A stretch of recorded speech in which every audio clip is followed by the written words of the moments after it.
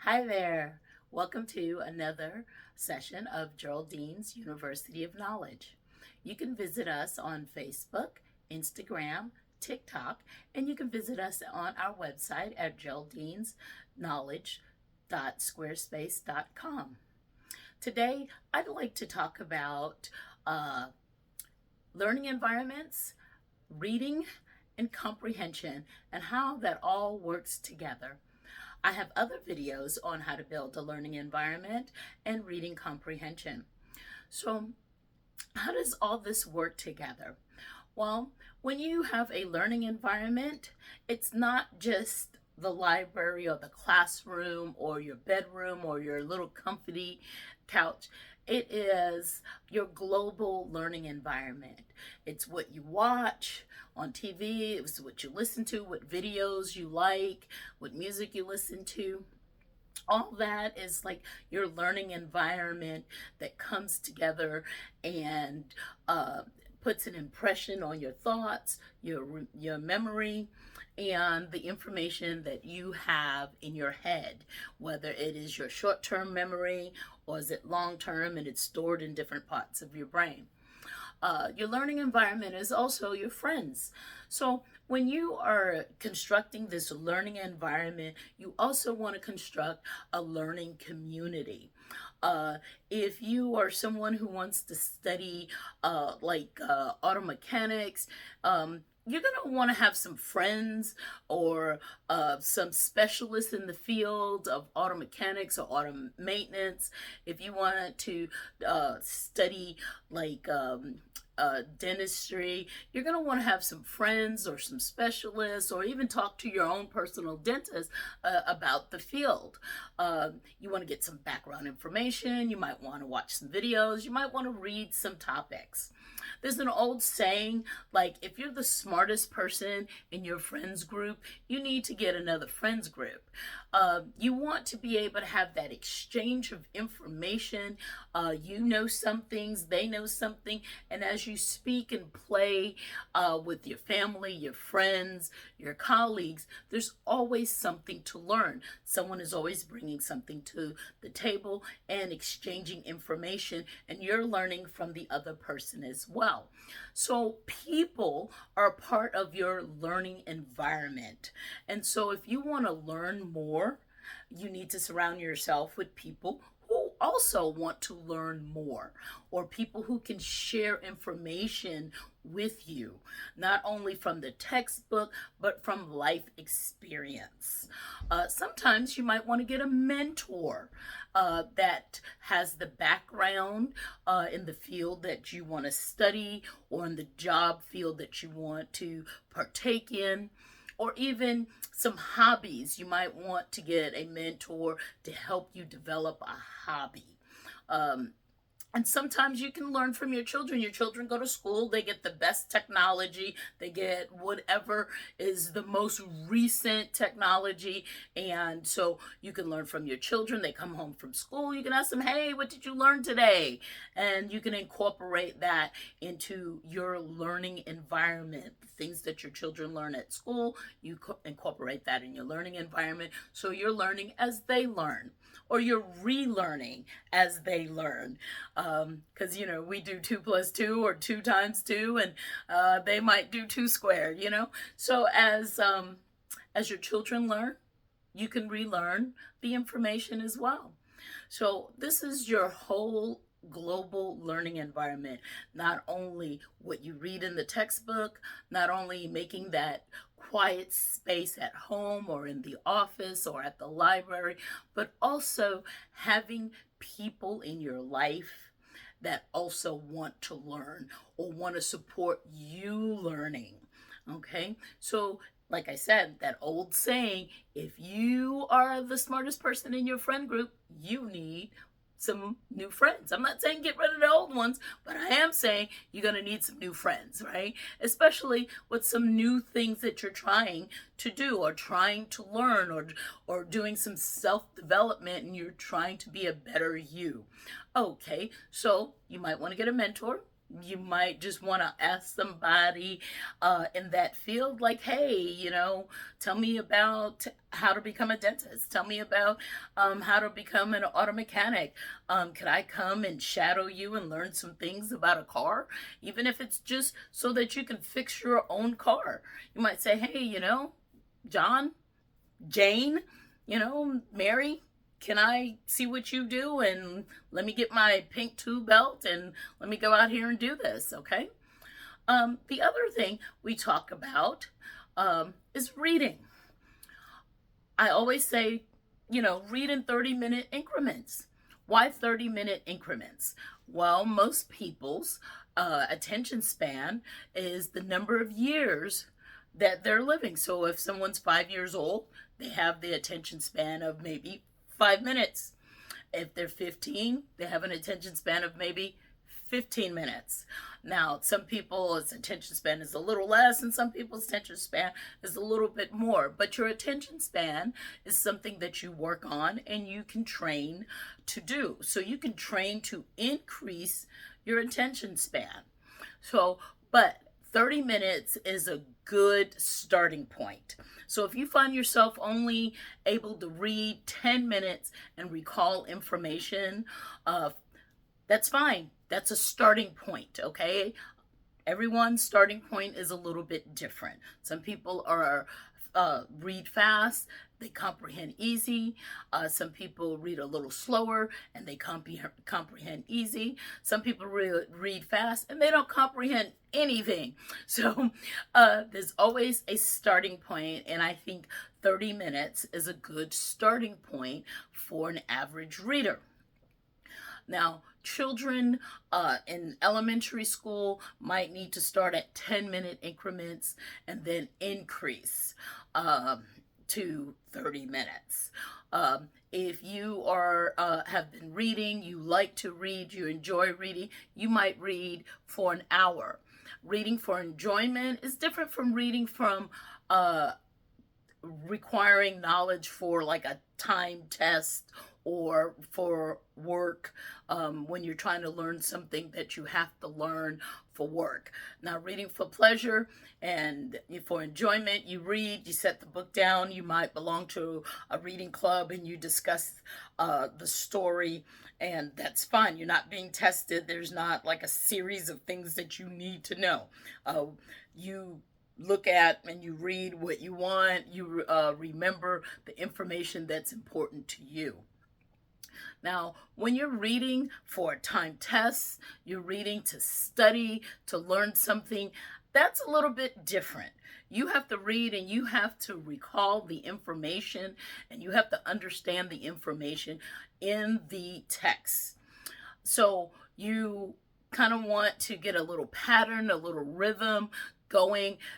You want to create that learning environment so your brain and your body becomes one, and you know it's time to study. You know it's time to read, right? You want to take away the stress and the pressure of reading, especially if you're one of those persons that might have a little test anxiety, a little reading anxiety, especially when you know that you need to know this information. So you get your learning environment, things that make you feel good. You might have some coffee, you might have some water because hydration is important. You might get a little bit of dark chocolate and keep you awake and keep the energy going. Might takes a little mint or something like that. Something that relax you, not make you a little jittery, but nice, calm, and you don't fall asleep. That's the most important thing, that you're not going to fall asleep when you're reading. Okay? But even that's okay. If you read and you fall asleep, that is fine. Just wake up and read again. So you want to have your reading environment comfortable for you. And then figure out, do you need to read for 10 minutes and recall the information? Do you need to read for 20 minutes? Can you push yourself and read for an hour and recall the information? Now, when we're working with younger children who are also developing their writing skills, if you're looking just for comprehension, You can have them read 10 minutes, and then they can speak and give you a summary that helps with their oral interpretation skills, that helps them self-development for speaking. And also a tool that you can also use is have them draw a picture about what they read. So they are interpreting the story and they're bringing it to life within a picture. So you could really see how much they comprehend in the details. Okay, if they are able to draw the setting, the scenery, draw the character with an angry face or a happy face, whatever details is in the story, if they're able to bring that to life on a canvas. So you have different methods with little children that you could use to see how much they are comprehending after they read. This is really a great skill you can develop within your child at home during the holidays or on breaks when schools close on the weekend. You could just have them read for 10 minutes and then draw a picture. Get the Crayolas out and draw a picture. For our older children, you just might simply read with them. You might say, hey, kids, we're going to read this book. This is a great book. This is on the reading list for the school. I'm going to read it. You're going to read it. We're going to read it together. Okay, so you can pass the book around. You can read it first, pass it to one kid, let them read it, and then you take it and you read where they left off, pass it to another child if you have more than one children, and then after 10 minutes of reading, you can discuss it. After 10 minutes of reading, you can write a summary. After 10 minutes of reading, you can also have you and the children pick a character and reenact what you read.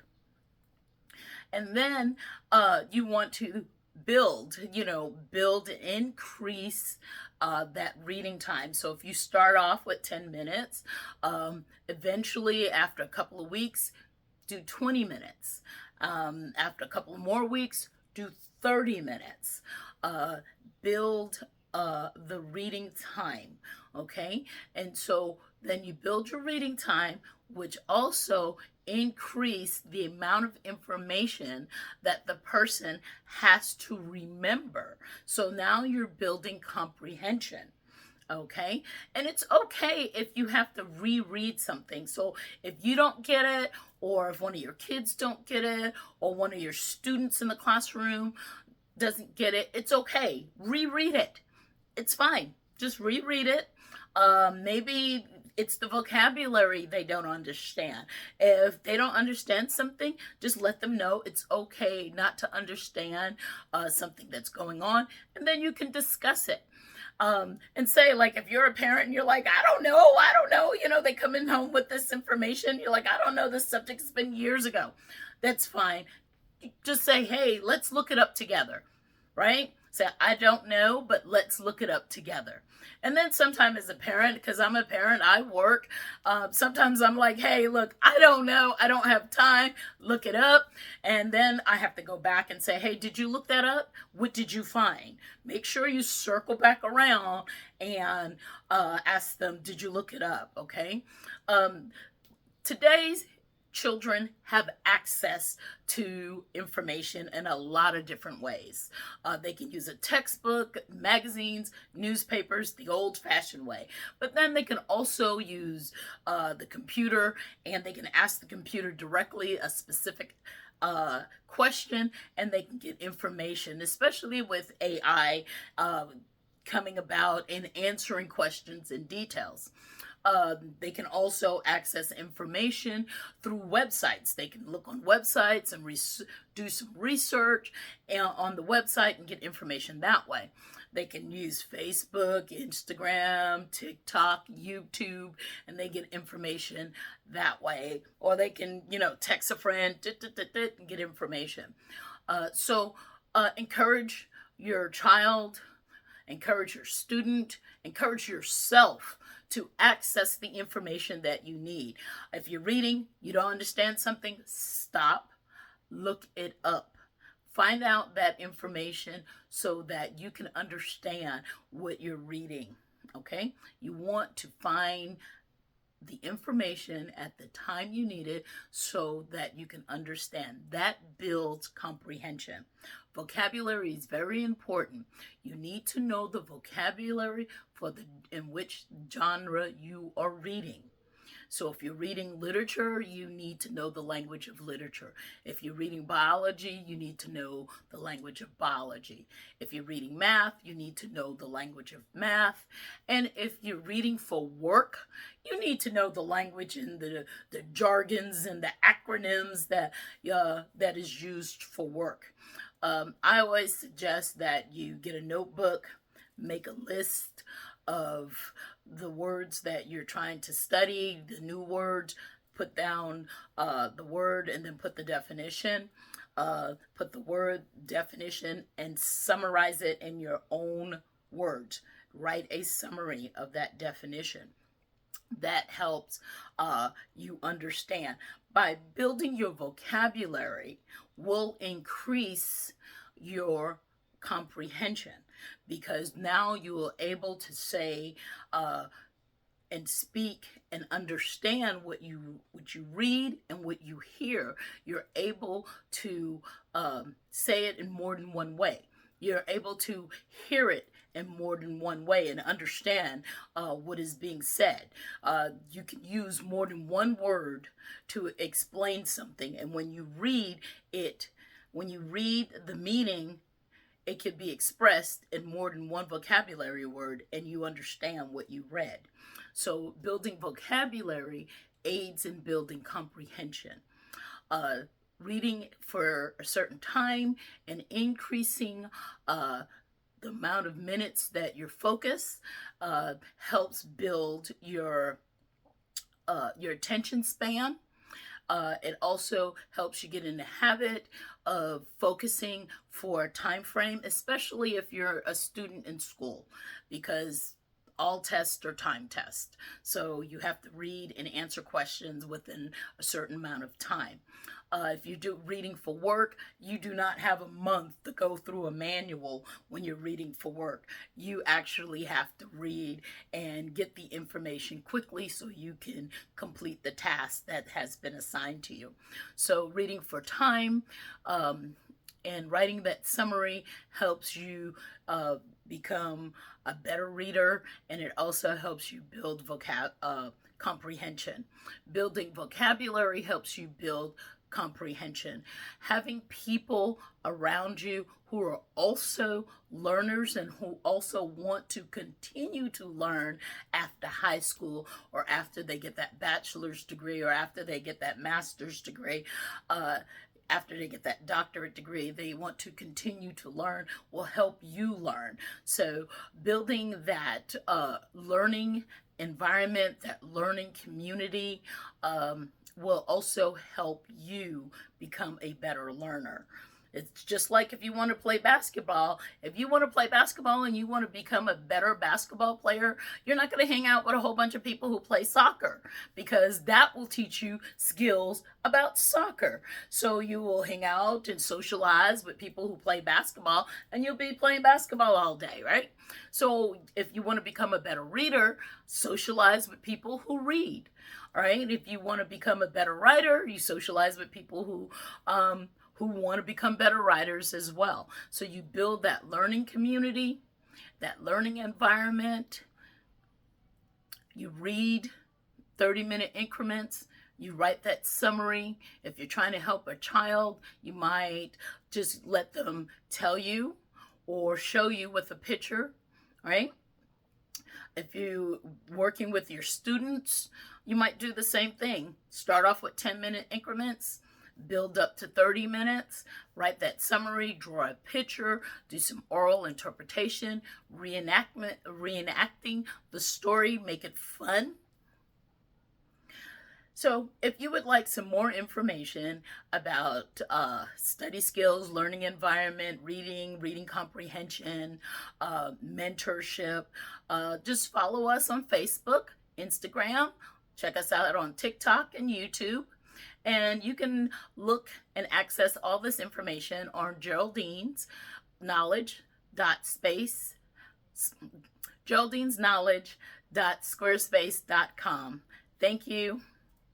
Bye.